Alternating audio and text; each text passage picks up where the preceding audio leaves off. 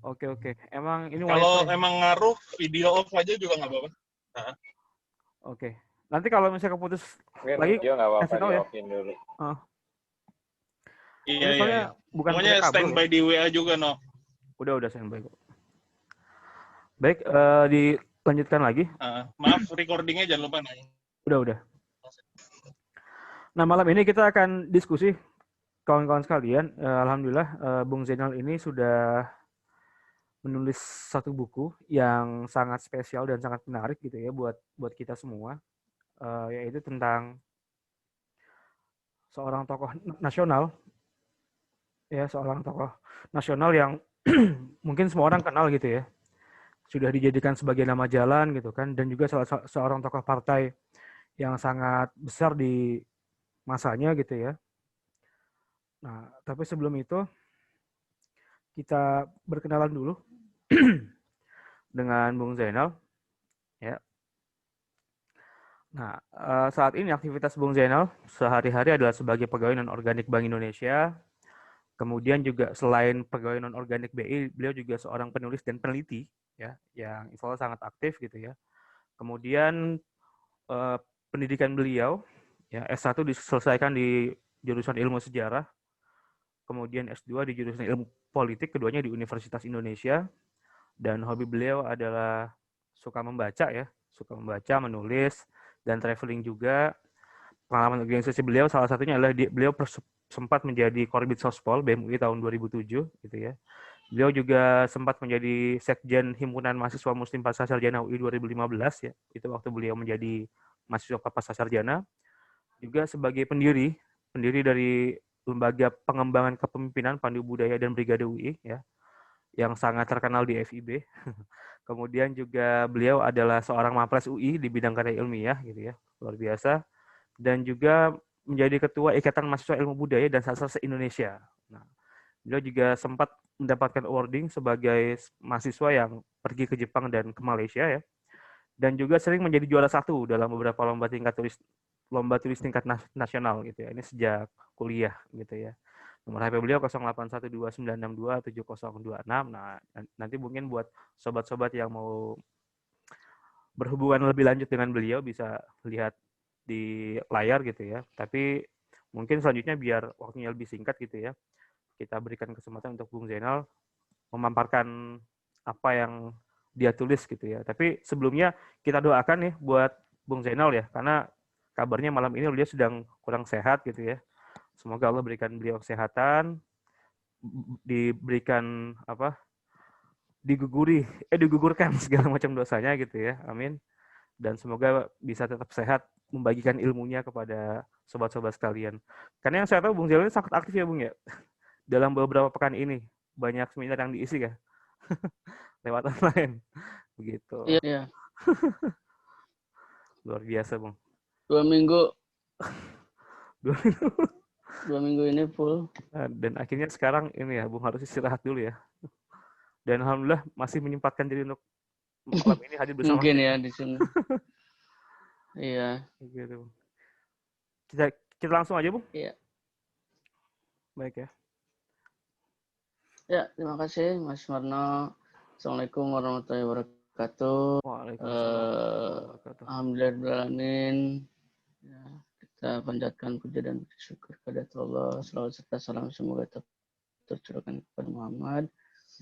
Langsung saja ya, biar waktunya tidak terlalu lama gitu, supaya fokus ke pembahasan.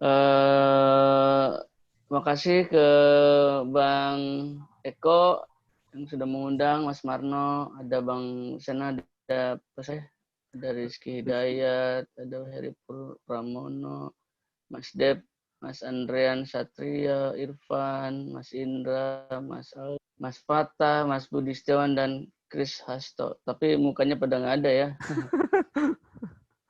Ya, ini demi sinyal yang kuat. Tapi padahal hadir demi sinyal yang kuat. Demi sinyal yang kuat. Hadir. Demi sinyal yang kuat. Jadi mungkin buat teman-teman yang saat ini hadir bisa berikan respon dengan jempol atau apa ya, tepuk tangan gitu ya, biar Bang Zainal tidak merasa sendirian atau berdua dengan saya saja.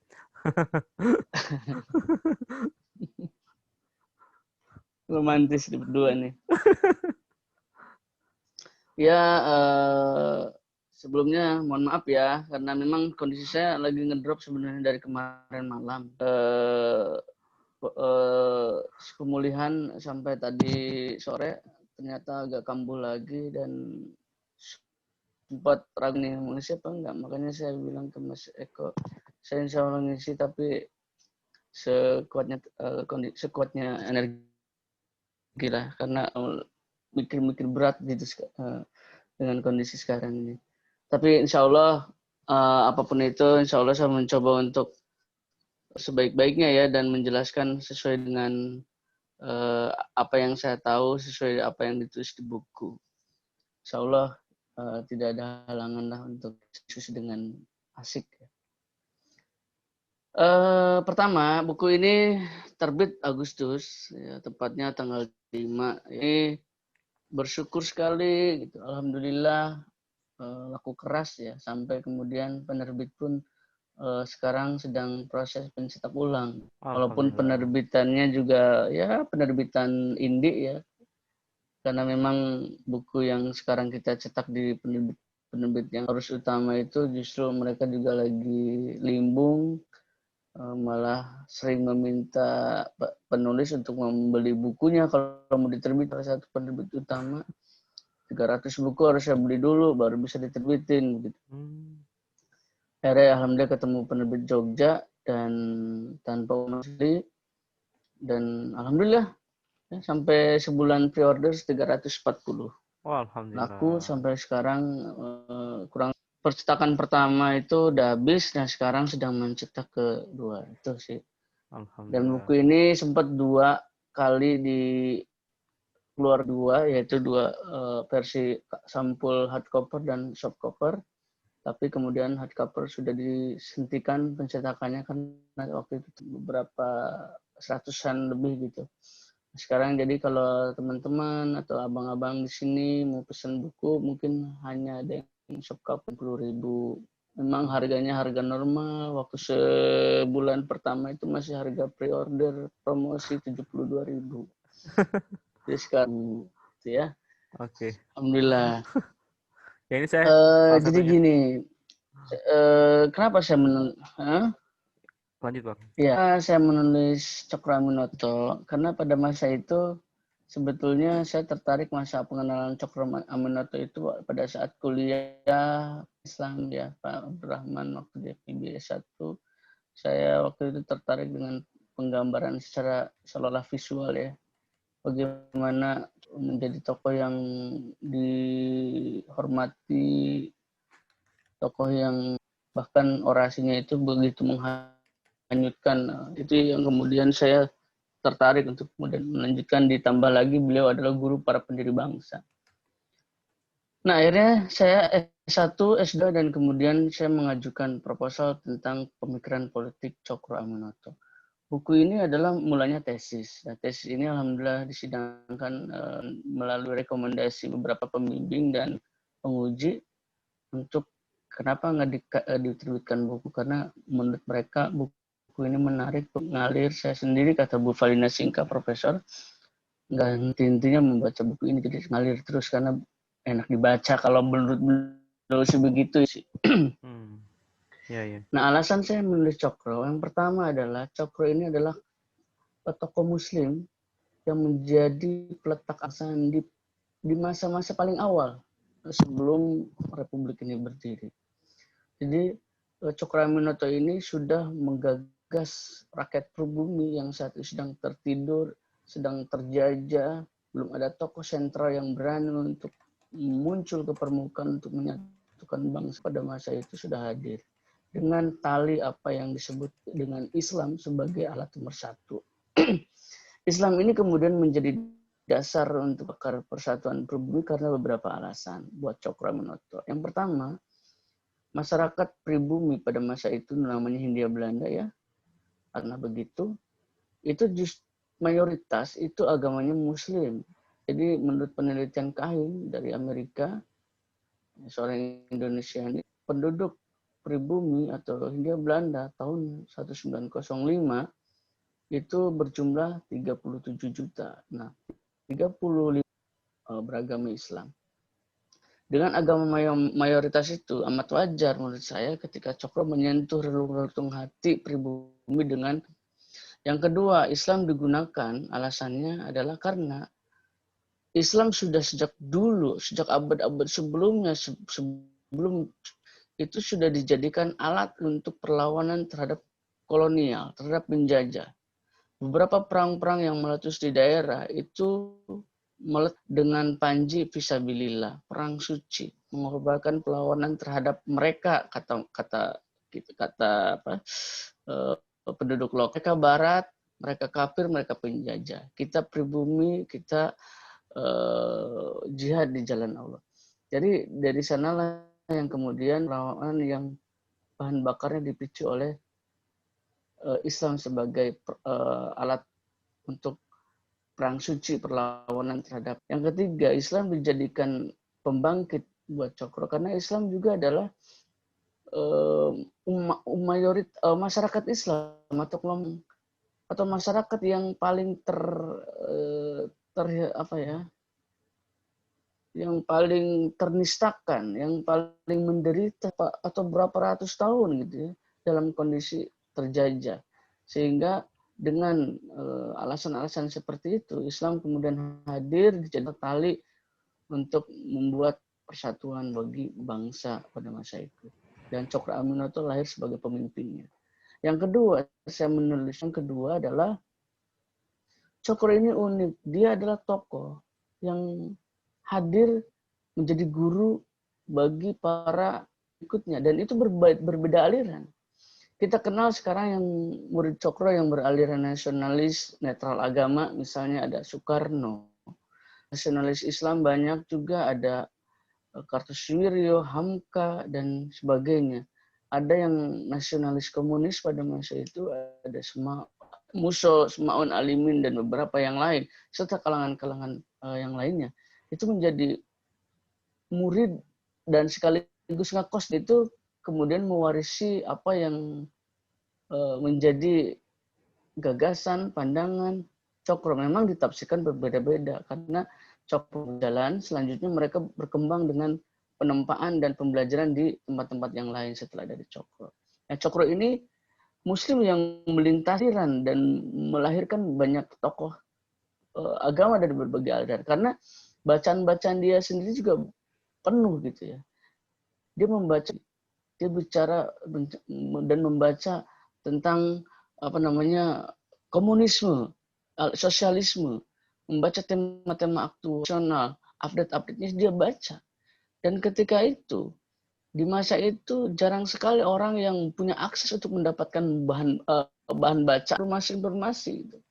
Nah, Cokro sudah hadir untuk mendapatkan itu sehingga wawasan pengetahuan dia sudah penuh dan wajar saja ketika kemudian berdiskusi atau bahkan berguru kepada Cokro mendapatkan berbagai macam perspektif gitu ya, dari komunisme, sosialisme, tema-tema aktual, nasionalisme dan sebagainya.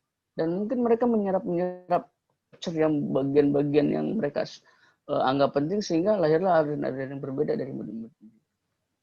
Itu artinya Cokro ditafsirkan berbeda karena Cokro dengan berbagai pengetahuan yang dia miliki. Ketika di masa itu sedikit sekali tokoh yang punya akses pengetahuan yang begitu banyak. Nah, Cokro sudah memiliki itu. Yang kemudian yang ketiga, alasan membuat Cokro menjadi penelitian dalam tesis yang kemudian jadi buku adalah sangat sedikit mengangkat tentang Cokro. Padahal Cokro adalah tokoh penting.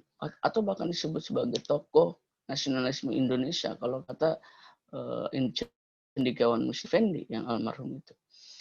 Dan kehadiran buku ini mencoba untuk melengkapi kekosongan itu.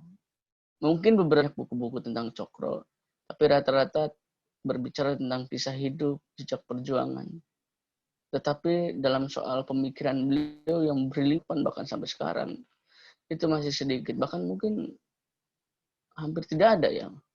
Dan kehadiran buku saya yang mengulas tentang jejak hidupnya dan perjuangannya itu menjadi pelengkap terkait dengan buku-buku Cokro. Mungkin seperti itu untuk membuka diskusi. Sumarno.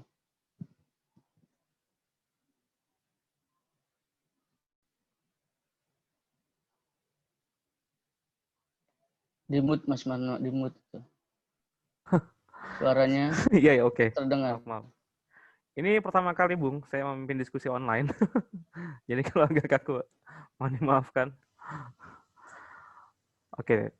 Tadi kita sudah dengarkan ya pemaparan dari Bung Zainal, yaitu tentang kenapa kok beliau mengambil tokoh Cokro Aminoto untuk diangkat sebagai tema tesisnya beliau gitu ya.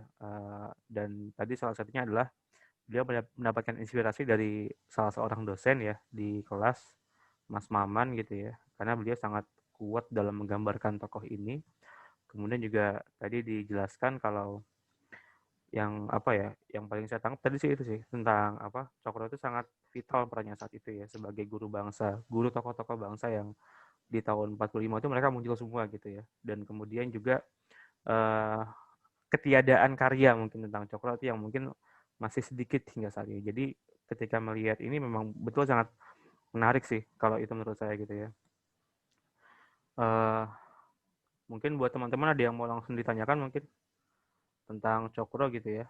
Ini kalau kita lihat dari apa slide yang diberikan oleh Bung Zainal gitu ya, sangat banyak apa yang dilakukan oleh Cokro, dan juga pengetahuan beliau juga sangat kaya gitu ya. Dan kenapa kok bisa disebut sebagai raja tanpa mahkota itu juga suatu hal yang mungkin perlu dijelaskan tuh Bung, mungkin buat teman-teman yang ada di sini gitu. Kenapa disebut dengan sebutan itu gitu ya.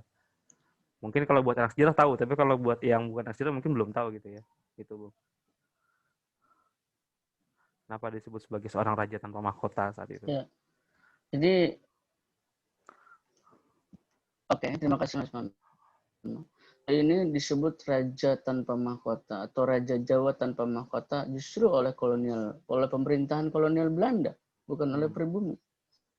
Jadi arus yang begitu besar melintasi seluruh Nusantara. Dia juga tokoh dan pemimpin besar syarikat Islam di mana masa itu tahun-tahun 19 awal gitu ya, 1900-an awal atau abad ke 20 ya, itu merupakan organisasi terbesar pada masa itu dengan jumlah anggota pada tahun 1919 2.500.000 ketika penduduk Indonesia atau masih sangat sedikit. Dan syarikat Islam sudah menjadi wadah sandaran atau wadah aspirasi perjuangan rakyat dengan berbagai macam golongan anggotanya, melintasi berbagai macam daerah. Dan ini berbeda dengan Budi Utomo yang hanya Jawa Madura. Budi Utomo ya, Budi Utomo juga punya peran besar dalam emansipasi kebangsaan. Tapi pada masa itu, pada awal berdirinya, Budi Utomo masih pendidikan dan anggotanya hanya para kalangan bangsawan dan priai. Nah, syarikat Islam sudah luas dari seluruh golongan dan seluruh profesi. Dan pemimpin sudah Cokro Aminoto.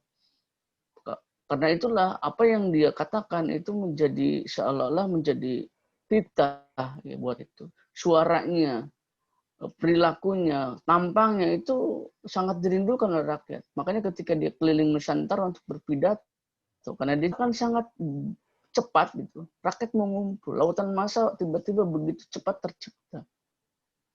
Bahkan ketika mereka berisik, mereka hendak menuju podium, itu semua sunyi.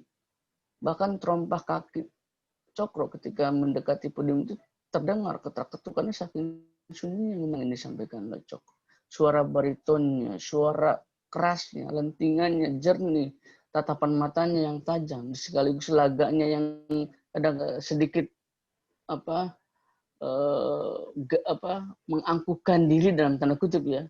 Ketika dia berbicara tentang orang belum tahu, ketika dia mengejek pemerintah Belanda misalnya, itu sangat menghipnotis lautan massa.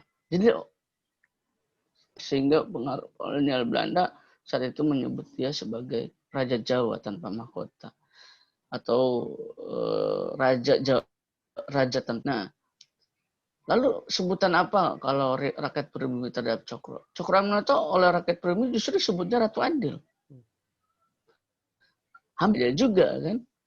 Yang satu raja tanpa mahkota, oleh kolonial, rakyat pribumi menyebutnya Cokro sebagai Ratu Adil. Ini terikat atau terkait juga dengan aliran mesianis ya, yang berbau-berbau kepercayaan bahwa pada masa itu rakyat kini pada suatu masa akan lahir pemimpin atau orang yang akan membebaskan kondisi masyarakat yang sedang terjajah atau menderitanya untuk membebaskan semua penderitaan itu.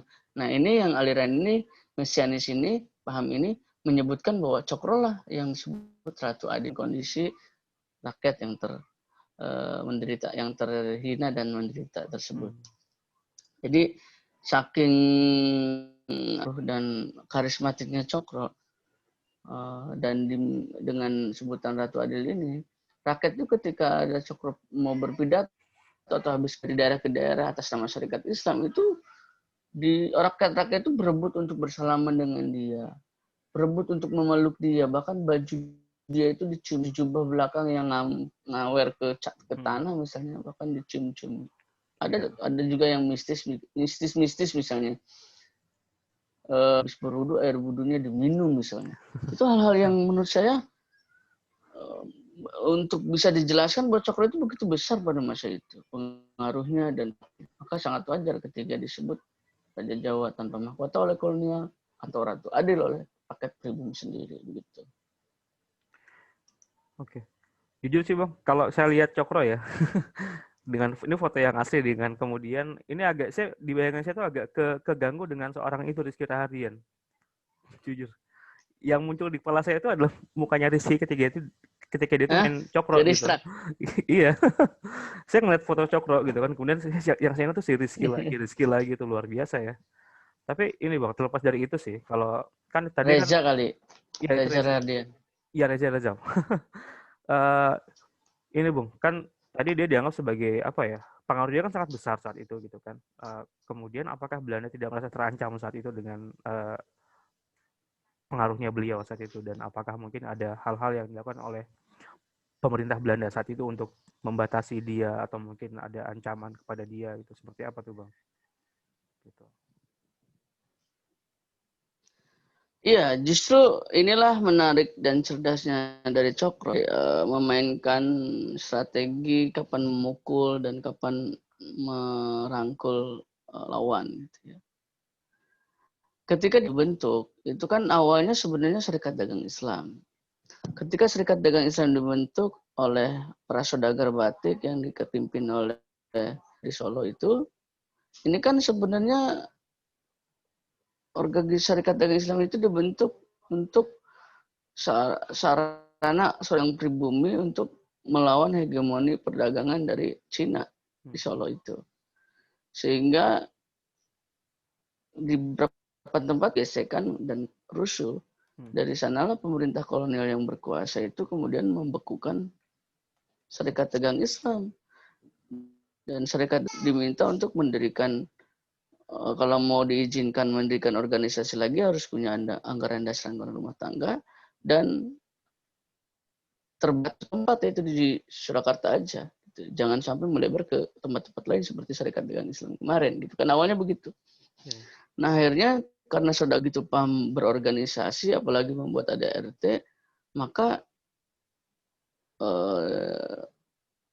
ketika mendengar ada si Cokro yang ketika itu dikenal sebagai tokoh yang menolak kapitalisme, feodalisme, dan kolonialisme, sikapnya terhadap orang-orang yang melihat ketidakadilan, sangat berani untuk melawan itu, dan dia juga dipandang sebagai tokoh yang ngerti tentang hukum karena itu ya, berpendidikan Belanda misalnya di Ospia, sekolah calon pejabat pemerintah, atau sekarang itu mungkin karena di zaman dulu itu ada 2 sekolah yang melahirkan banyak tokoh pergerakan ya, yaitu Ospia, sekolah calon pejabat kedua, Stopia, dokter-dokter. Ini anak-anak yang bukan dari anak-anak pegawai pemerintah biasanya, dia anak-anak kelas menengah. Kita Stopia, dari Stopia tokoh-tokoh kayak Cipto dan kawan-kawan. Nah, di masa itu untuk membuat anggaran dasar dan akhirnya Syarikat Islam terbentuk. Nah, tapi dia juga berkawan dengan para petinggi pemerintah kolonial di Serga supaya Syarikat Islam ini tidak bernasib sama dengan Syarikat Dagang Islam, atau sebelum Syarikat Dagang Islam ada Rekso Rumekso juga, cikal bakalnya organisasi para batik itu dibekukan semua karena dianggap terlibat kerusuhan dan nggak. Nah, Cokro tidak mau nasib yang sama dengan Syarikat Islam. Dia ingin menjaga itu dengan salah satunya membuat hubungan baik dengan kolonial. Lain dia juga tetap mengorganisasi massa dan bagaimana organisasi ini supaya tidak hanya diizinkan di satu tempat saja, tapi juga di beberapa tempat. Strategi dia akhirnya Syarikat Islam kemudian dibuka di banyak tempat. Gitu. Walaupun pada permintaan yang selanjutnya ketika Cokro minta ada semacam sentral nasional CSI ya, sentral Syarikat Islam atau pusat, itu sulit pemerintahan Belanda. Tapi dengan lobby-lobby dia dan kedekatannya, pada akhirnya diizinkan. Itu menjelang beberapa hari setelah Gubernur Jenderal Hindenburg itu berakhir itu memerintah. Dan akhirnya Cokro bisa membawa Syarikat Islam menjadi gerakan politik, membawa rakyat, dan kemudian Syarikat Dagang Islam digantikan jadi Syarikat Islam yang tadinya ekonomi tok menjadi ekonomi politik, sosial. Dan Cokro ini kemudian memang sulit untuk dikendalikan pada perkembangannya. Karena mungkin ya di satu sisi orang yang ingin mengendalikan Cokro ini kan di satu sisi berhubungan baik dengan Cokro gitu ya. Misalnya Rinkes ya, Haize itu kan khusus dia pejabat untuk ngurusin pribumi. Dan ini sengaja ditempel untuk nemenin Cokro kemana-mana. Bahkan keakraban mereka sendiri ketika Cokro membuat aneh-aneh yang bisa menodai citra pemerintah penguasa kolonial, itu tidak ringkas ke pejabat di atasnya gitu karena kedekatannya dengan Cokro gitu ya. Tapi seiring dengan waktu Cokro makin luasa mungkin karena masa begitu banyak pengikutnya juga, Syarikat Islam begitu kuat, akhirnya dia juga melihat kenyataan bahwa Cokro makin berani dan akhirnya dia kemudian ditangkap juga di penjara dengan tuduhan dia sebagai ketua organisasinya di daerah itu membuat kerusuhan di cabang Mareme itu, syarikat yang cabang Cimareme. Si Cokro sebagai ketua harus bertanggung jawab.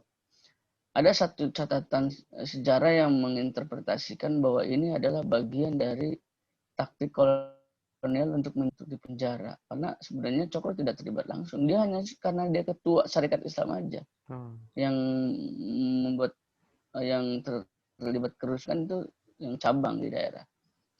Akhirnya Cokro di penjara di sana.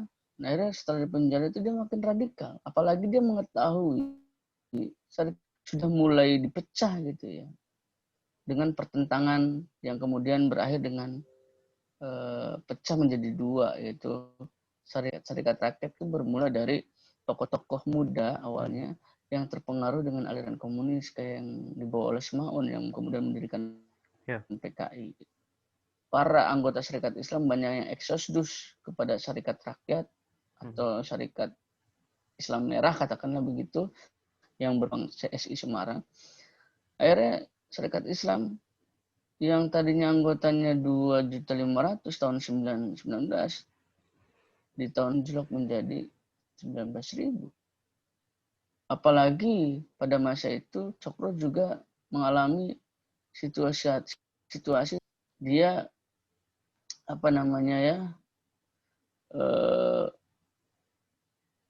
kejengkelan terhadap pemerintah kolonial, dari mulai dia dipersulit ketika ingin menjadikan Syarikat Islam besar gitu. Dia juga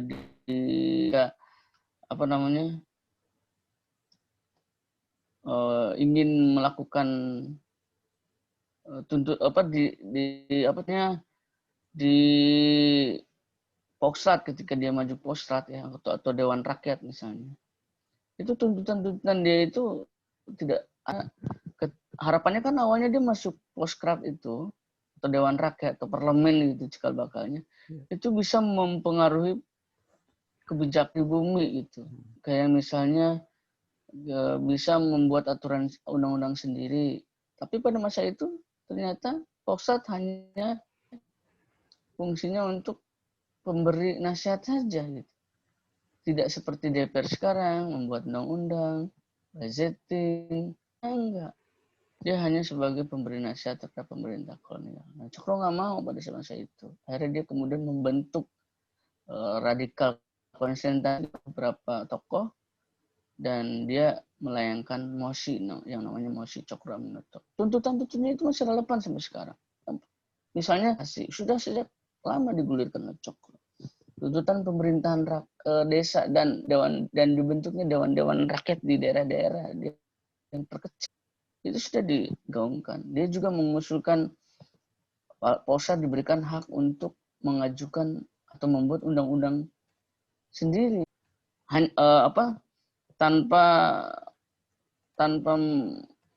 tanpa mengurangi peran-peran yang lain. Misalnya budgeting juga diusulkan, cuma hanya sebagai penasihat, dia nggak mau.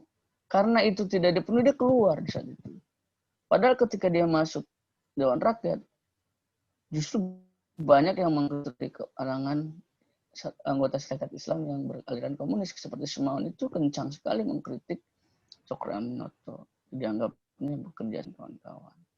Dari situlah dengan apalagi di penjara makin radikal Cokro melawan kolonial dan memperjuangkan kebangsaannya. Bung Jenal, kalau misalnya kita lihat ya, perannya seorang Cokro sebagai seorang guru bangsa gitu ya, dari tokoh-tokoh nasional yang lahir yang kemudian muncul di tahun 40-an itu, ada nggak Bung? Mungkin apa yang beliau lakukan dulu ketika mendidik anak-anak muda itu sehingga 20 tahun kemudian ternyata anak-anak muda itu menjadi tokoh-tokoh yang sangat besar gitu. Apa yang dilakukan oleh seorang Cokro Bung saat itu Bung? Jadi Cokro itu sekali lagi pada masa itu sudah menjadi tokoh selain dia cerdas, jenius, good looking, pemikir yang banyak bacaan, wawasan yang luas. Dia juga adalah pemimpin besar yang kuat yaitu Syarikat Islam. Maka wajar dia dikenal karismatik dan dikenal sebagai pemimpin rakyat. Itu dia rumahnya di Jalan Panele 7 Surabaya. Keterkenalan dia yang kemudian salah satunya mengantarkan Raden Sukemi, ayah kandung Soekarno, untuk menitip di rumah Cokro. Sekaligus untuk bersekolah SMA di Surabaya. Dia ngekos di sana. Sebelum Cokro masuk sana, ada Musok di sana yang beraliran komunis. Udah ada Alimin di sana dan beberapa yang lain. Soekarno masih dianggap sebagai pendatang. Berikutnya ada Kartosuwiryo yang datang belakangan. Nah, Kartosuwiryo bahkan pernah menjadi sekretaris pribadinya Cokro. Nah, di rumah Cokro itu terbagi di bagian depannya itu rumah keluarga. Ya, di bagian belakangnya itu disekat-sekat 10 kamar untuk anak kos-kos di sana itu ada dalam sejarahnya, dalam catatan yang saya baca itu sekitar 15 sampai 20 rata-rata anak muda yang masih sekolah gitu. Nah, ketika Cokro di sana itu sering mengadakan dan salah satu diskusi yang menarik buat Soekarno adalah diskusi tentang kondisi-kondisi rakyat. Saat-saat diskusi senior-seniornya dengan Cokro, Soekarno itu masih belum dilibatkan dalam lingkaran diskusi, dia masih mengamati di pojokan gitu, menyimak. Mungkin sesekali bisa jadi dia disuruh ambilin air gitu, disuruh bersihin itu, nggak tahu gitu ya. Tapi pada masa itu kan, tapi karena ketertarikannya itu, Cokro akhir kemudian melihat Soekarno berpotensi dan memang dia juga sudah menyiapkan Soekarno dididik menjadi pemimpin sesuai dengan permintaan ayahnya Soekarno, yang waktu menitipkan Soekarno, dia bilang ke Cokro, Mas Cokro, saya menitipkan ingin anak saya seperti Mas Cokro Aminoto begitu. Jadi pemimpin besar yang membawa dan pemikir yang cerdas. Intinya seperti itulah. Yang kemudian ketika dilibatkan dalam diskusi, Soekarno langsung bertanya, apa yang sudah diambil dari kemudian dengan lantang dan sigap menjawab. VOC mengambil kekayaan kita sebanyak 1.800.000 juta golden. 1.800 juta golden setiap tahunnya. Kemudian Alimin juga menimpali. Dan kita yang banyakkan petani itu harus menahan lapar karena hidup dengan 2,5 sen setiap harinya. Dari situlah tertarik untuk melihat dunia, terutama dunia negaranya sendiri, gitu ya. Sedang apa yang terjadi? Gitu. Hanya pengetahuan selain dari Cokro, secara khusus Soekarno juga mendapat ketertarikan untuk terkait itu dari Alimin, gitu. Dari seniornya di kos-kosan. Nah, setelah itu mereka kemudian Soekarno juga sering nulis ya, dan sering dibawa juga oleh Cokro. Jadi Cokro Aminoto itu termasuk karena itu dengan istimewa karena hanya dia dan adiknya yaitu Abi Kusno Cokrosuyoso yang sering diajak ketika dia berkeliling ke daerah-daerah untuk berpidato dan Syarikat Islam di cabang. Soekarno sering mengamati pidatonya Cokro sehingga dia kemudian menjadi kurator ulum juga. Di Cokro itu dulu disebut juga harimau mimbar, maka Soekarno pada masa berikutnya karena oratornya bagus disebut singa podium. Jadi dua-duanya pada masanya dan sama-sama good looking gitu. Yang sekarang kata istilah itu menjadi persoalan nih karena Menteri Agama menyinggungnya. Dan si Cokro ini juga mewarisi hal-hal yang terkait karakter buat seorang pemimpin. Untuk Soekarno itu mengagumi Cokro sebagai guru yang menjadi mata air semua ideologi dan rumahnya sebagai rumah. Semua orang selain para anak muda yang indekos juga banyak berdatangan untuk berdiskusi, untuk ngalap ilmu mungkin. Banyak tokoh-tokoh dari lintas agama. Ada Ahmad Dahlan, yang dari kaum muslim misalnya. Ada Hasan, ada Hamka juga gitu ya. Ikut ngalap ilmu gitu. Bahkan pada masa dia waktu itu umurnya mulai berguru dengan Cokro mengatakan bahwa selama ini hati saya dibukakan oleh ayah saya, tetapi mata saya dibukakan oleh Cokro Aminoto. Dia melihat bagaimana penderitaan negaranya, bagaimana Islam politik harus bersikap, dan seterusnya. Dan yang membawa persatuan pada masyarakat menjadi bahan bakar pemersatu, sekaligus alat perlawanan terhadap penguasa. Dan yang menjadi ironi menjadi satu seolah-olah ancaman buat kekuasaan gitu loh. Sehingga fobia terhadap warisi, padahal itu adalah warisan yang dibuat oleh kolonial. Jadi ceritanya begini. Ini saya flashback sebentar ya, sebenarnya urutannya. Pada masa Indonesia dijajah oleh Belanda, itu kan merasa kesulitan untuk memanen dari daerah-daerah yang notabene adalah digelorkan oleh jihad fisabilillah. Termasuk perang Aceh yang paling terakhir dipatahkan itu jelas. Sangat kuat gelora jihad fisabilillahnya atau perang sucinya. Dan ini yang kemudian beda penelitian lah ibaratnya. Katakanlah begitu dari Belanda, yaitu melalui Snokharjo. Dia adalah penasihat urusan pribumi dan Islam. Itu diminta oleh pemerintah kolonial ini, coba teliti kenapa Islam begitu sulit dipatahkan dan menjadi kenapa nih. Nah akhirnya ditelitilah sama si Snok ini. Setelah itu dia kemudian untuk lebih mendalami, kemudian pura-pura masuk Islam dan kan Dia kemudian menemukan dan melaporkannya ke pemerintah kolonial bahwa ada 3 hal yang mengetahui terkait Islam di Indonesia, di Hindia Belanda. Yang pertama, kata dia, Islam sebagai ritual agama. Kelompok ini tidak berbahaya, ritual peribadatan, sholat lah atau apapun. Itu dia hanya untuk kesolehan individu dan hubungan dia dengan Tuhan. Jadi tidak terlalu, ini dibiarkan saja, kata Senok. Ada kategori yang kedua adalah Islam sebagai sosial kemasyarakatan. Kita atau sikap Belanda sebaiknya adalah berkoalisi atau berakulturasi. Kita membawa budaya kita juga untuk dengan hukum mereka. Atau kalau bisa kita membenturkan hukum adat dengan hukum Islam. Seperti yang terjadi di Perang Padri. Itu kan bermula dari pertentangan kaum adat dan kaum ulama yang memakai hukum Islam. Dibenturkan, di belakangnya ada Hindia Belanda, ada kolonial Belanda. Atau kita koalisi aja dengan membawa budaya kita. Sehingga pelan-pelan hukum atau budaya Islam itu tergeser dengan budaya kita. Yang ketiga ada kategori yang perlu digarisbawahi nih, kata Senok, yaitu Islam sebagai Islam politik. Inilah yang berbahaya. Jadi ini yang harus kita habisi. Yang dibiarkan hidup Islam politik itu.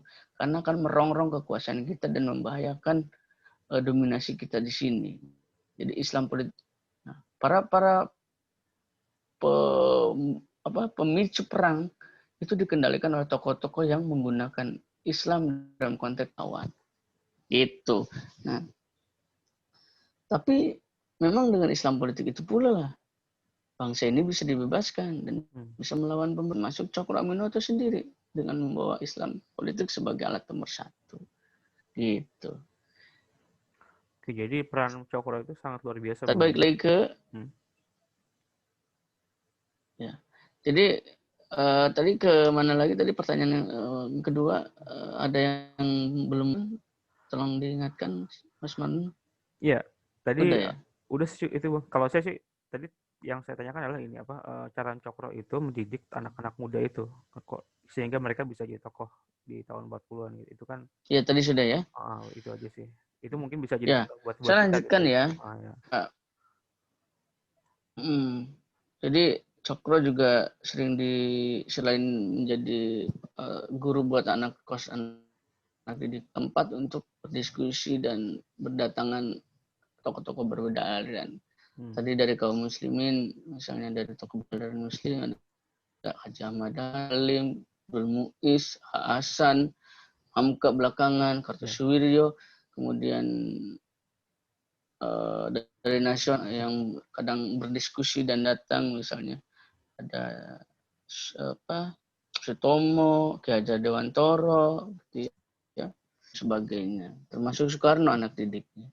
Dari kalangan komunisme, aliran sosial komunisme, misalnya ada Tan Malaka untuk berdiskusi. Karena itu pasti, Alimin, Muso itu udah pasti karena anak didiknya.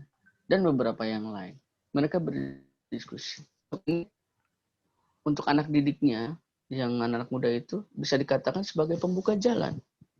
Karena setelah dari Cokro, karena waktu dari diperkenalkan jendela luar seperti apa melalui wawasan-wawasan yang dia tahu. Selanjutnya setelah itu mereka berkembang dengan pengetahuan yang lain. Bahkan misalnya Soekarno setelah dari Cokro, dia kemudian juga mengalap ilmu dalam tanda kutip ya pada Haji Ahmad Dahlan dan Cipto Mangunkusumo. Maung Darsono setelah itu terpengaruh oleh Senelvit, tokoh komunisme, untuk kemudian mengembangkan aliran komunisme dan mendirikan PKI di Indonesia. Apa yang lain? Dan uniknya, dalam perjalanan bangsa ini, ketiga aliran ini kemudian menjadi berhadapan-hadapan. Dan itu adalah murid-murid Cokro. Ketika pemberontakan PKI di Madiun, itu adalah Soekarno melawan seniornya sendiri, yaitu Muso. Itu yang dikenal komunisme di Madiun itu pemberontakan. Ya. Sama dengan DITI yang dibawa oleh Kartosuwiryo. Dia juga harus menindak Kartosuwiryo yang merupakan satu pondokan atau satu guru katakanlah. Ya kan, satu guru satu ilmu inilah yang kemudian berseteru. Misalnya ketika Kartosuwiryo akan eksekusi, Soekarno menandatangani dengan menangis karena barangkali mungkin mengingat juga gitu bahwa guru pernah satu pondokan gitu. Jadi ideologi ini bertengkar ya, dan itu merebutnya Cokro gitu ya. Gitu. Dan Soekarno dengan membawa aliran nasionalisme melalui Partai Nasional Indonesia. Berarti kalau bisa saya simpulkan ya Bung ya, Cokro itu banyak memberikan masukan kepada anak-anak muda itu gitu ya. Tapi kemudian ketika mereka dewasa, mereka dibebaskan buat memilih jalannya masing-masing gitu ya. Ada yang nasionalis, ada yang memilih untuk menjadi seorang Islamis, bahkan yang menjadi seorang komunis gitu ya. Oke, sangat luar biasa berarti sangat demokratis untuk ukuran saat itu. Nah, mungkin buat sobat-sobat sekalian apabila ingin bertanya mungkin dipersilahkan. Sekarang sudah jam 20.59. Sangat menarik, nggak kerasa ya dari jam 20.05 tadi. Silakan mungkin buat mau sobat-sobat. nanya, No? Oke, silakan Rizky. Ya, makasih ya Bung Zainal dan Mano. Simpel aja pertanyaannya, ada gerakan Islam secara pikiran beliau nggak? Itu yang pertama. Terus kedua, secara nasab ilmu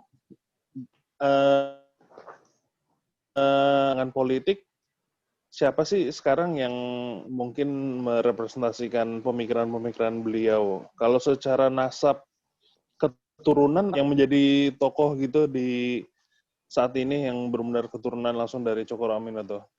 Iya. Oke. Nasab ya. Mas Marno tolong diingatkan ya. Oke. Jadi Saudara Rizky tadi bertanya soal ada nggak sih yang saat ini ya yang keturunannya Cokro langsung gitu ya, yang sangat berpengaruh gitu kan. Itu yang pertama. Terus yang kedua, jika melihat kondisi gerakan Islam saat ini ya yang ada saat ini, ada nggak sih yang menggambarkan secara langsung pemikiran Cokro atau mungkin ya itu ya menggambarkan secara langsung gitu ya, ada nggak organisasi atau tokoh di saat ini yang bisa mengejawantahkan apa yang dipikirkan saat itu? Gitu sih Bang, dua itu. Dipersilakan Bang. Ya. Sama tadi ya, gerakan ya. Ya, rasanya kan di awal abad 20 itu secara global itu kan banyak gerakan pemikiran ya, bagaimana Turki, Ikhwanul Muslimin, Jamaah Tabligh dan lain sebagainya. Kira-kira ada yang sampai mempengaruhi ke pemikiran Cokro Aminoto nggak kira-kira? Oh gitu, oke. Oh iya. Jadi mempengaruhi pemikiran Cokro Aminoto adalah pemikiran pan-Islamisme dari Jamaluddin Al-Afghani. Ini adalah Jamaluddin Al-Afghani itu adalah pan-Islamisme. Pan-Islamisme ini sebenarnya adalah selain pembaruan Islam, gerakan pembaruan Islam, juga adalah gerakan solidaritas untuk kebebasan dari keterjajahan bangsa Barat. Karena pada masa itu dunia-dunia atau negara Islam banyak yang terjajah oleh bangsa Eropa. Dan solidaritas ini yang kemudian dibangun melalui gerakan pan-Islamisme. Selain dalam konteks modernisasi Islam. Dalam rentetannya setelah Jamaluddin ada juga murid-muridnya, yaitu misalnya Muhammad Abduh, ya, Rashid Ridho, sampai ke Hasan al-Banna yang kemudian mendirikan Ikhwanul Muslimin. Sebenarnya pada masa itu misalnya gerakan-gerakan pembangunan juga menjadikan gerakan-gerakan politik yang pada masa itu juga terlibat perseteruan dengan penguasa-penguasa setempat kan bahwa. Nah, Cokro kemudian ingin membawa gerakan pan-Islamisme untuk alat propaganda kebangsaannya di Nusantara. Sebenarnya pan-Islamisme ini adalah perluasan dari cita-cita kebangsaannya Cokro. Jadi dia Islamisme untuk mencantelkan gerakannya dengan dunia luar, dengan dunia internasional supaya mendapatkan jaringan dan dukungan. Bahwa Indonesia yang Muslim juga harus menjadi satu tali pergerakan dengan dunia Islam luar juga yang sedang bebas dari penjajahan kolonial Barat begitu. Nah, racikan-racikan pemahaman Al-Afghani, Abduh dan segala macam Al-Banna itu kemudian menjadi sedikit banyak mempengaruhi pemikiran nasionalisme Islam Cokro Aminoto di dalam negeri. Terus kemudian politik misalnya, katakanlah begitu. gerakan politik Cokroaminoto kan sebenarnya Syarikat Islam. Syarikat Islam kemudian menjadi partai. Setelah itu bubar, masukin oleh komunisme, pecah dua. Dalam tubuh Syarikat Islam sendiri, yang kemudian menjadi Partai Syarikat Islam, itu tokoh-tokohnya dalamnya sendiri, yang kemudian pecah dan bubar. Ya. Misalnya pemimpin Syarikat yang masa-masa akhir, Abikusno Cokrosioso, adiknya Cokroaminoto, berseteru dengan Agus Salim yang merupakan loyalis dan salah satu pemimpin Syarikat Islam. Akhirnya kemudian Agus Salim keluar dan membentuk Partai Penyadar. Atau misalnya Kartosuwiryo versi dia ketika dia mengkritik dan tidak setuju PSI masuk GAPI, gerakan Partai Politik Indonesia. Dia nggak suka. Ya, Gabungan Politik Indonesia. Dan kemudian ada lagi misalnya Sukiman juga membentuk partai PI, Partai Islam Indonesia. Pecah. Dan setelah itu pecahan-pecahannya kan membawa gerbong masing-masing. Dan Jepang datang, gitu ya. Kemudian umat Islam yang banyak alumni-alumni dari Syarikat Islam, begitu ya. Bersama dengan kemudian gitu ya. Muhammadiyah dulu, baru NU dan segala macam. Itu kemudian membentuk Masyumi. Ada Majelis Ala Indonesia juga ya. Dan Masyumi ini yang kemudian banyak tokoh-tokohnya, kebanyakan dari orang-orang ex dari Syarikat Islam dan atau Partai Syarikat Islam. Dan gerakan-gerakan Masyumi selain dia terlibat dalam pemerintahan dan menjadi salah satu sumbangsi terbesar dalam pemerintahan seperti itu di kabinet maupun dalam bidang-bidang yang lain, juga sering terlibat pertentangan sehingga dibubarkan bersama dengan Partai Sosialis Indonesia PSI pimpinan Syahrir. Nah, kan otomatis mereka kehilangan wadah, gitu kan. Nah, ketika masa Soekarno, wadah yang mungkin mereka singgahi adalah partai. Persatu partai cuma ada 3, disederhanakan kan. Nah, orang-orang ex-Masyumi atau Syarikat Islam ditarik lagi ke belakang, banyak berlabuh ke situ. Ketiga, masih dibuka lagi banyak partai. Orang-orang ex-Masyumi Syarikat Islam atau paling tidak mewarisi dan nilai-nilai gerakan dari Masyumi dan Syarikat Islam, banyak juga yang kemudian masuk ke PKS, PBB, dan mungkin sebagian dari partai lain. Gitu. PAN mungkin juga. Karena partai-partai Islam modern itu bisa jadi adalah ex-Masyumi, ex-tokoh-tokohnya ya, ex-Syarikat Islam, bukan hanya dalam konteks sosoknya, bisa jadikannya, pemikirannya, dan prinsip-prinsip perjuangannya yang mengekor ke sana gitu. Kalau nasab keturunan Cokroaminoto, Kiai Hasan Basari, kakek buyutnya yang memiliki pesantren di Tegal Sari Ponorogo, dan dia memiliki banyak santri. Tapi catatan sejarah mengatakan bukan sebagai kiai kok, tapi sebagai tokoh yang dituakan saja, yang memiliki langgar kecil saja gitu.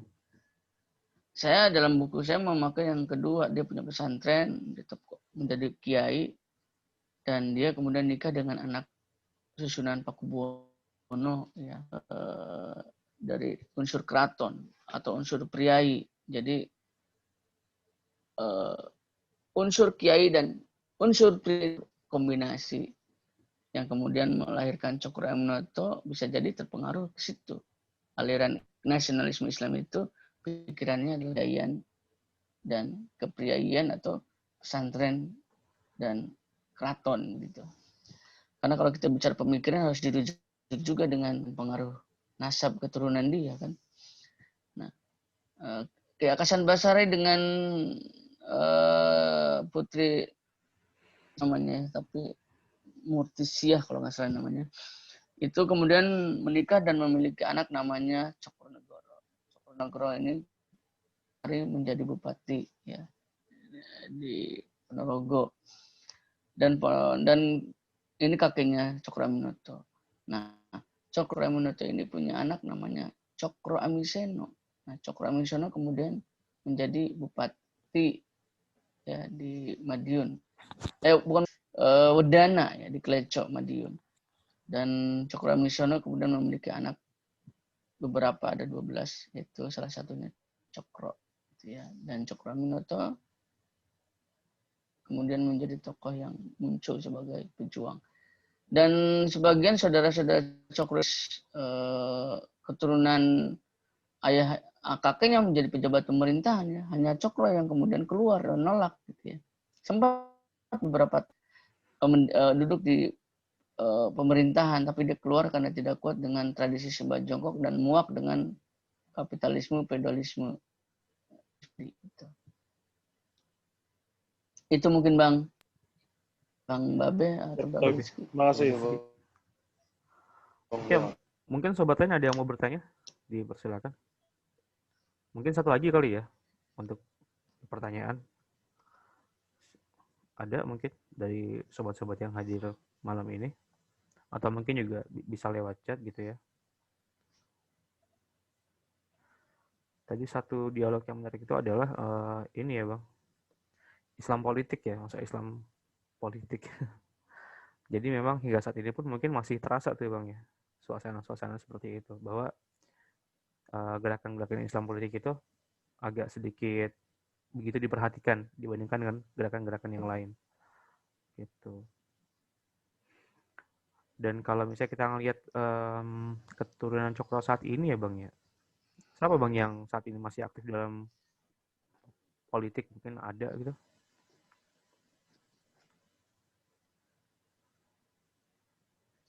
Dulu ada Anwar Cokroaminoto dan Harsono Cokroaminoto itu termasuk yang aktif di pemerintahan, tapi di masa-masa Soekarno ya.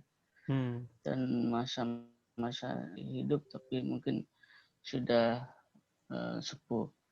Tapi pada intinya secara keturunan biologis cucunya Cokro yang dulu sempat menjadi rektor ya. Bukan cucu. Oh iya cucu. Karena dia anaknya Untari. Dewi Untari itu anak yang sekaligus istri pertamanya Soekarno. Ya. Tapi cucu anaknya Untari ini bukan dari Soekarno, setelah berpisah dengan Soekarno. Namanya Harjono Sigit. Pernah menjadi rektor ITS. Dan beliau adalah ayahnya. Saya pernah ke rumahnya ketika riset untuk berdiskusi dan wawancara gitu. Jadi intinya apa yang dibawa dalam pemikiran nasionalisme Islam Cokroaminoto itu ada 4. Yang pertama, negara merdeka yang demokratis. Bagaimana dia mencita-citakan Indonesia menjadi negara yang merdeka dengan sandaran dan rujukan Islam sebagai panduannya gitu. Jadi demokrasi ala-ala Islam gitu yang sangat gitu ya. Dan juga tentang prinsip-prinsip kebebasan dan keadilan. Yang kedua, gagasan nasionalisme Islam Cokro itu adalah sosialisme dan Islam. Atau sosialisme Islam yang menolak menghambakan pada yang sifatnya materialis, artinya kebendaan gitu ya dalam memperjuangkan kelas. Padahal semua itu sudah diatur oleh Allah, dan kalau kita hanya berfokus pada benda atau lupakan sisi keilahian, maka sosialisme Islam Cokro itu adalah sosialisme yang disandarkan pada detailnya silakan baca di buku saya, biar nggak detail gitu ya, nanti nggak penasaran untuk beli. Ini Bang yang terakhir ya Bang? Yang kedua yang adalah entar dulu, ini ada 4 kan? Ya, ada 4 gagasan nasional Islam Cokroaminoto. Yang ketiga adalah Pan-Islamisme adalah gagasan perluasan kebangsaan Cokro, kebangsaan Islam, untuk tadi mencantilkan untuk pembebasan dunia Islam termasuk di Indonesia yang sedang terjajah oleh Barat. Yang keempat adalah pendidikan kebangsaan. di sekolah-sekolah yang berwawasan kebangsaan, tetapi juga mendidik sebagai santri-santri yang jadi yang tidak terdoktrin melulu oleh kurikulum-kurikulum ala-ala Belanda atau Eropa gitu, tapi unsur pribumian, unsur-unsur keislaman gitu. Jadi mendidik para perwira bangsa dalam tanda kutip, tapi juga menjadi muslim yang taat gitu. Itu outputnya yang ingin dibangun oleh Cokro, sehingga para pejuang-pejuang kebangsaan tetapi sekaligus santri-santri yang taat begitu. Jadi kalau kita simpulkan, kepeloporan seorang Cokro itu sangat luar biasa ya Bung ya. Sangat. Jadi pelopor pendidikan, pelopor gerakan politik juga, pelopor gerakan kemerdekaan gitu ya. Dan pelopor tentang ide-ide kebangsaan itu juga dari beliau gitu. Tapi ini sebenarnya sih saya mau ada 2 pertanyaan lagi sih Bang. Mungkin jawaban singkat aja kali ya.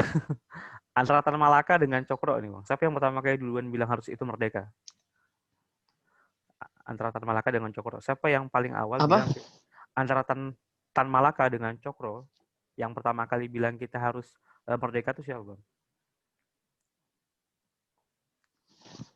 Ya karena Cokro kan pada masa itu ya, Cokro walaupun pada masa itu Cokro bahasanya bahasa halus, yaitu menuntut pemerintahan sendiri yang di bawah benda gitu.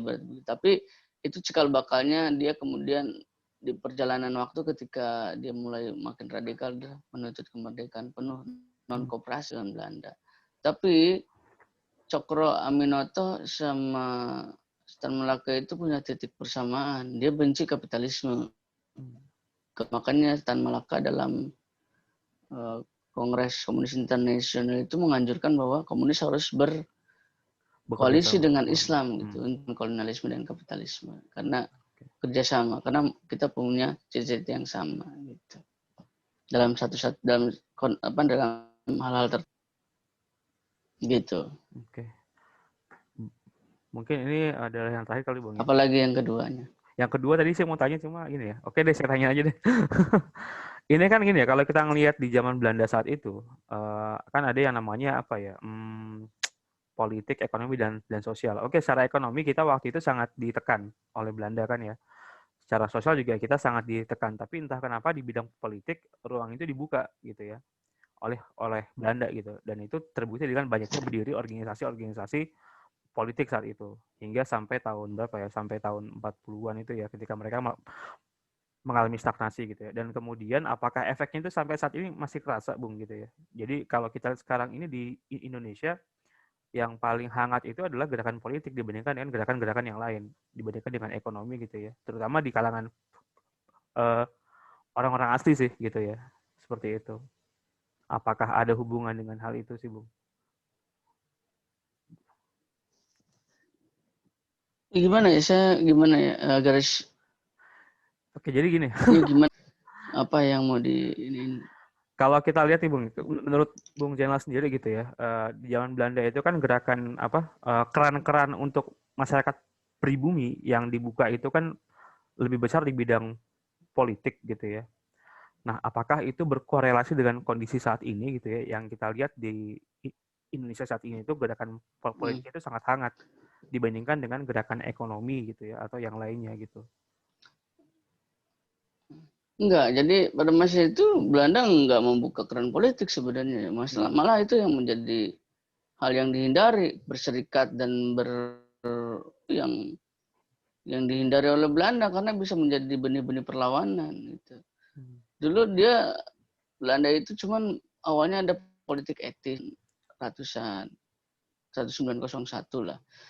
Politik etis itu dibuka sebagai, ada bilang ini balas jasa, karena di sana kan di negeri induk itu ada pikiran bahwa seharusnya ini Belanda itu di tanah jajan itu harus ikut mensejahterakan gitu. Jangan cuma mengeksploitasi aja, tapi harus ada yang menetes kepada pribumi dalam bentuk kesejahteraan dan begitu ya. Jadi jangan hanya membawa orientasi aja, tapi juga harus membangun dan mensejahterakan mereka di sana. Kasihan lah ini begitu. Jadi ada sisi-sisi seperti itu dari kelompok yang kemudian akhirnya dibuatlah politik etis yang ada 3 itu, yaitu transmigrasi, pendidikan, dan ya. Dan kalau konteksnya pendidikan, ini dibukalah pendidikan, walaupun pada masa itu masih terbatas untuk saja ya. Yang kemudian juga ada kelas-kelas sekolah pertama, sekolah kedua, dan sekolah-sekolah partikular bentuk oleh mandiri oleh non pemerintah, termasuk kemudian di belakangnya ada sekolah-sekolah yang dibangun oleh Serikat Islam Jadewantara. Nah, kayak Jadewantara ini yang kemudian menjadi pelopor gerakan pendidikan yang khusus gitu ya untuk gitu ya. Karena dengan sekolah, dengan berpendidikan terbuka wawasannya, terbuka kondisi yang sedang dihadapi negaranya, politiknya meletup gitu ya. Dan terkeluarlah akhirnya dari kondisi tercerahkan inilah akhirnya bisa mengkritik terlibat dalam gerakan politik, mendirikan organisasi emansipasi begitu. Sehingga banyak yang kemudian muncul. Pada masa itu tidak pembubaran, penjara yang dihadapi atau dialami oleh para tokoh-tokoh yang kritis, yang berpolitik, yang berorganisasi membahayakan gitu. Jadi Belanda sama sekali tidak memfasilitasi organisasi politik. Kalau bisa malah dilarang karena itu akan. Tapi karena orang-orang yang tercerahkan melalui pendidikan ini, elit-elit modern ini disebutnya, yang kemudian mau nggak mau dia harus tulis gitu ya untuk menyuarakan dari hasil pencerahan yang dia dapatkan, dari hasil perenungan dan apa yang didapatkan terkait setelah yang dihadapi oleh rakyat pribumi, terutama ingin menyuarakan nasib negeri luar. Minta nih bantuan, lihatlah dunia bahwa Indonesia sedang terjajah gitu. Segala macam. Makanya ada juga organisasi-organisasi pergerakan yang dibentuk di Belanda dan negara-negara lain, tempat mereka para tokoh pergerakan bersekolah atau bahkan di pengungsian pun masih sempat-sempatnya juga gitu membuat gerakan. Baik. Mungkin ya sekarang konteksnya politik menghangat karena memang banyak isu-isu politik yang mendapatkan tempatnya di media dan media televisi itu rupanya lebih banyak tertarik dengan isu-isu politik ya, sehingga seolah-olah menutup lain berita-berita di TV, sosial media. Apalagi sangkannya menarik media untuk menyoroti politisi-politisi yang ngawur, asal bunyi, dan itu kontroversi itu kan diminati oleh media, oleh sosial media gitu ya. Celetukan-celetukan yang asal bunyi ya, yang bikin geger, sehingga aspirasi-aspirasi atau celotehan politik itu menjadi ramai politiknya gitu. Walaupun kualitasnya belum tentu bagus dibandingkan dengan kualitas wacana politik termasuk di masa-masa sebelum reformasi gitu. Oke. Mungkin itu saja, Bung. Oke, Bung. Terima kasih, Bung, atas waktunya. Bung Rizky, apakah sudah cukup untuk diskusi malam ini sebagai pemilik ruang ini? Enggak lah. Moga. Cukup ya? Cukup ya? Oke. Karena memang ini sudah lumayan ya. Besok teman-teman mungkin harus beraktivitas gitu ya. Kemudian juga mantap Mas Renal. luar biasa ya, luar biasa. Moderator tidak bisa mengimbangi. Ini direkam nggak ini gambar ini? Bisa dilihat ulang lagi nggak, Mas Eko kira-kira? Bisa, Bu. Direkam sama host. Semua hostnya udah direkam. Siap. Jadi buat sobat-sobat yang hadir malam ini gitu ya, jangan lupa untuk lebih jelas dan lebih dalamnya gitu ya, silakan baca buku ini ya. Ini dia tuh, Raja Tanpa Mahkota. Silakan dipesan langsung kepada penulisnya, Bung Zainal. Gitu. Halo. Ini ada 20 Romawi, 27 Romawi plus 2 peran, ada foto-fotonya juga, termasuk Iya, foto betul. behind the scene, Behind the scene back penulisannya. layar saat riset, sama ini ukurannya 15 kali 23,5 cm. Lumayan. Jadi kalau mau pesan menunggu karena lagi dicetak ulang gitu. Jadi mungkin seminggu atau 10 harian baru bisa dikirim. Semoga Karena saya juga sedang mengelis dari memesan ketika habis diskusi, karena saya udah 2 minggu ini diskusi, kemudian alhamdulillah ada yang borong, jadi akhirnya penerbit kehabis cetak ulang, ya, termasuk yang order belakangan masih waiting list gitu, nunggu dikirim karena inden gitu, karena alhamdulillah sudah. Monggo kalau mau bisa lewat siapa, mungkin Mas Marno, atau bisa lewat ke saya langsung melalui ada nomornya aja kali ya. Nomornya kan ada di slide ya. Share sama Mas Ek. Bisa di share nanti. Sudah saya share di kolom itu ada di chat tuh, ada chat. Oh, udah ya. Oh iya. Ini baru bisa masuk ngomongin langsung Mas Zainal. Bisa langsung di pesan termasuk kepada Bung Zainal. Kita lengkapi dengan foto-foto zaman dulu ya. Iya, ada foto Agus Salim tahu sekarang mungkin orang melihatnya kok yang kayak orang tua kakek tua, kayak diledekin kambing bahkan karena jenggotnya panjang. Itu banget fotonya. Ada Mas Wanda, coba bisa ditunjukin. Dan luar biasa ada sempat foto mudanya Agus Salim di film itu Ibnu Jamil. Tadi ada yang saya kaget, Bung Zainal. Ini kan di film kan dimainkan oleh Ibnu Jamil ya.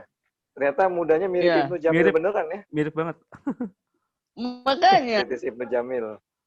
Ini Agus iya, makanya orang mungkin loh kok dia karena ngelihatnya Agus Salim yang tua gitu. Kan Manasya itu kan dia masih muda. Jadi settingnya itu Agus Salim tuh. Berarti Ibnu Jamil nanti tuanya mirip seperti Agus Salim. Bisa. Agus Salim. Ini kayaknya waktu masih muda banget ya, muda. Dan ada foto-foto yang lain.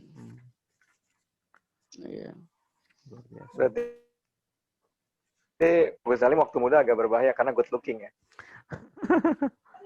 Tapi emang standarnya emang gitu semua ya. Good looking semua. Standarnya saat itu mungkin gitu kali ya. Oke. Kalau nggak good looking nggak diperhatikan. Dan banyak foto-foto zaman foto-foto jadul tempo dulu di buku ini. Islam politik itu. Ya itu aja barangkali, monggo. Baik, jazakallah khairan untuk Bung Zainal yang sudah hadir. Saya langsung sempatkan hadir malam ini. Jadi jangan lupa untuk pesan bukunya kepada Bung Zainal langsung ya, nomornya sudah ada di kolom chat. Nanti jika ingin pesan lebih banyak, mungkin lupa nomornya, bisa tanya ke Bung Rizky dan Bung Eko gitu ya. Oke, jadi kalau saya simpulkan ya, diskusi malam ini luar biasa, seorang Cokro Aminoto gitu ya, atas ketokohannya gitu dan juga atas pemikirannya, banyak melahirkan tokoh-tokoh besar bangsa yang ternyata sangat punya peran besar setelah kemerdekaan dan juga sebelum kemerdekaan gitu ya. Dan semoga nilai-nilai yang beliau ajarkan itu bisa diteruskan oleh tokoh-tokoh Islam atau mungkin oleh kita sendiri yang ada saat ini gitu ya. Jangan sampai dilupakan gitu ya. Jadi ya luar biasa intinya ya. Dan kita juga mungkin ini ya, doakan juga untuk Bung Zainal yang malam ini sedang sakit gitu ya, yang sedang kurang sehat, semoga beliau diberikan kesehatan. Amin. Dan juga tadi ada sebuah peristiwa yang tidak kita sangka-sangka ya, Syekh Ali Jabir diserang oleh orang saat sedang mengisi pengajian di Lampung ya. Semoga juga Allah memberikan kekuatan dan kesehatan kepada beliau gitu ya. Amin. Semoga umat Islam berjaya di masa depan. Amin.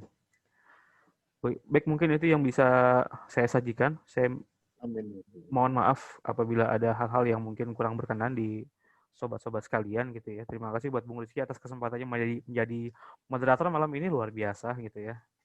Terima kasih. Juga saya ucapkan terima kasih buat NF yang sudah memberikan jaringan pada saya sehingga saya bisa online. Begitu. Mungkin ada lagi mungkin yang mau disampaikan Bung Eko atau yang lain? Nggak ada. Terima kasih untuk Mas Marno, ya Mas Zainal ya, udah ngisi, Mas Babe atas tempatnya. Baik, kita tutup dan baca hamdalah mungkin ya. Alhamdulillahirabbil alamin. Kemudian doa kafaratul majelis. Alhamdulillahirabbil alamin. Subhanakallahumma wa bihamdika asyhadu an la ilaha illa anta astaghfiruka wa atubu ilaik. Kita ketemu lagi pekan depan di waktu dan lain kesempatan. Assalamualaikum warahmatullahi wabarakatuh. Sukses buat Bung Zainal. Waalaikumsalam warahmatullahi wabarakatuh. Makasih Bung Zainal. Semuanya pamit Semoga ya. kau Mas Zainal bakal pulih kembali. Ya, amin. Ya, assalamualaikum Terima kasih Bang warahmatullahi wabarakatuh. Parno. Sama-sama Bung. Waalaikumsalam warahmatullahi wabarakatuh.